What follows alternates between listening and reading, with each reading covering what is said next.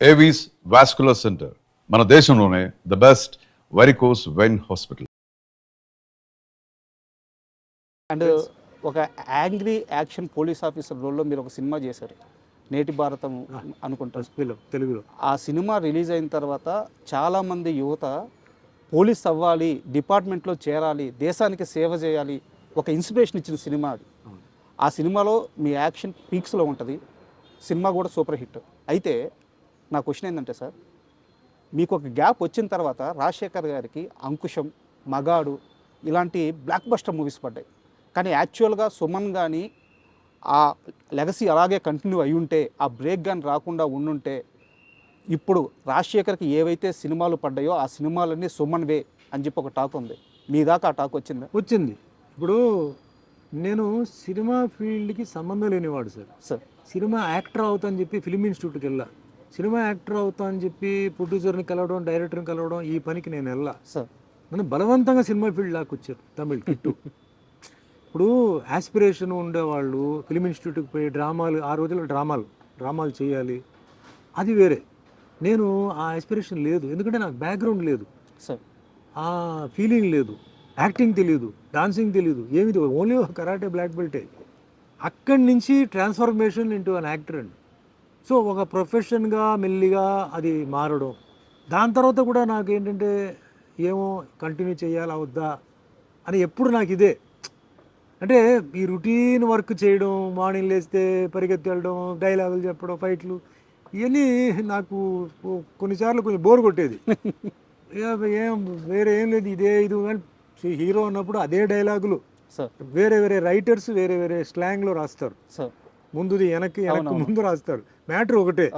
So అట్లా కొన్నిసార్లు వచ్చింది. తర్వాత ఆఫ్టర్ 10 years తర్వాత స్టాప్ చేద్దాం అనేసరికి 10 సినిమాలు రావడం, ప్రెషర్తో ఒప్పుకోవడం, అట్లాగా నాకు 47 years నాకు కంప్లీట్ అయిపోయింది.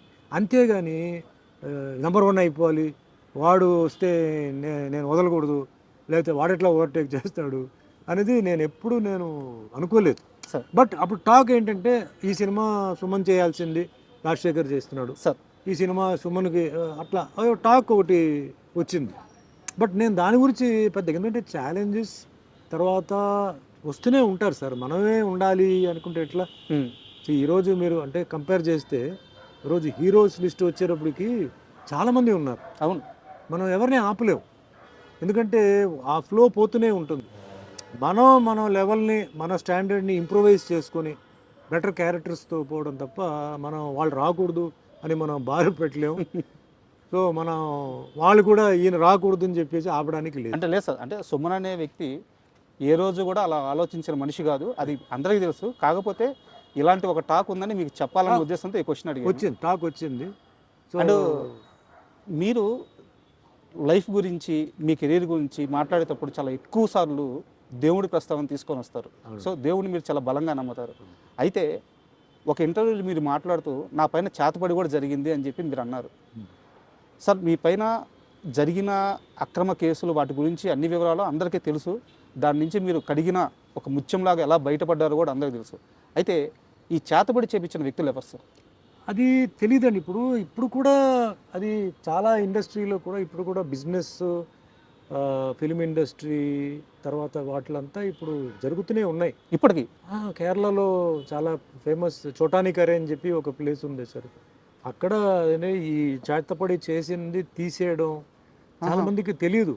అంటే రకరకమైన మెథడ్స్, విచ్ క్రాఫ్ట్ అంటారు చూసారా, రకరకమైన ఇవి ఇంకా జరుగుతూనే ఉన్నాయి సార్. కేరళ వాళ్ళకి బాగా తెలుసు ఎట్లా దాన్ని ప్రయోగం చేయడం, ఎట్లా దాన్ని చేయడం, డల్ చేయడం, లేకపోతే మనస్పర్ధాలు తీసుకురావడం, అది ఇప్పుడు కూడా ఉందన్నమాట. అది అప్పట్లో నాకు అంటే కొందరు ఏం చెప్పారంటే కొంచెం టైంలో అంతా ఇది జరిగింది చెప్పేసరికి నేను కూడా తర్వాత అక్కడికి వెళ్ళిపోయి, అంటే వాళ్ళు ఏదో చేశారండి, ఏదో పూజ చేయాలన్నారు, ఏదో చేసాం, విడిపించాం, అయిపోయింది అన్నారు. ఓకే, అదేం నేను కాదు అని నేనేం చెప్పను.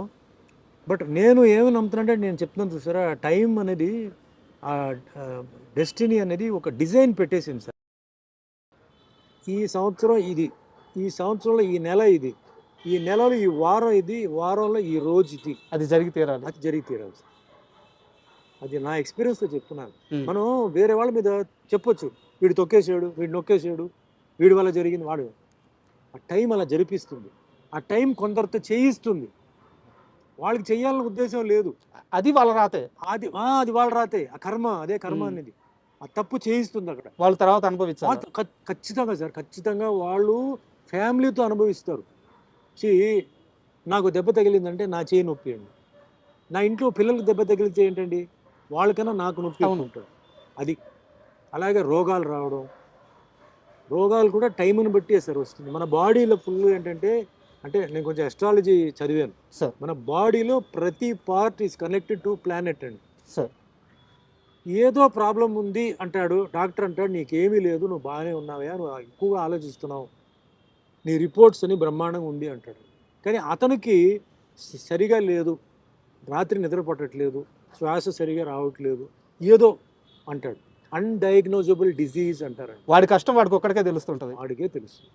అదే దట్ ఈస్ టైం. అలాగే బాగా తాగుతాడు సార్ వీడు, ఉదయం మధ్యాహ్నం సాయంత్రం పూట తాగుతాడు, 10 సంవత్సరాల నుంచి తాగుతున్నాడు, కానీ ఇంకా బ్రహ్మాండంగా ఉన్నాడు అంటారు.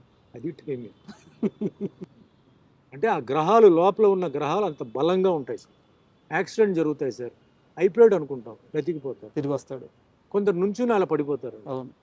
All this is connected to time అండి. Family, career, health, wealth, prosperity, అధికారం, అవన్నీ టైం కనెక్టెడ్. మనం అందుకే చెప్తాను కదా, అవతల వాడిని చూసి ఎప్పుడు మనం వాడెలా ఉన్నాడు నాకు ఇలా ఉండాలి, అవదు, కష్టం. సార్, ఆస్ట్రాలజీ అన్నారు కాబట్టి నాకు ఒక చిన్న డౌట్ ఉంది.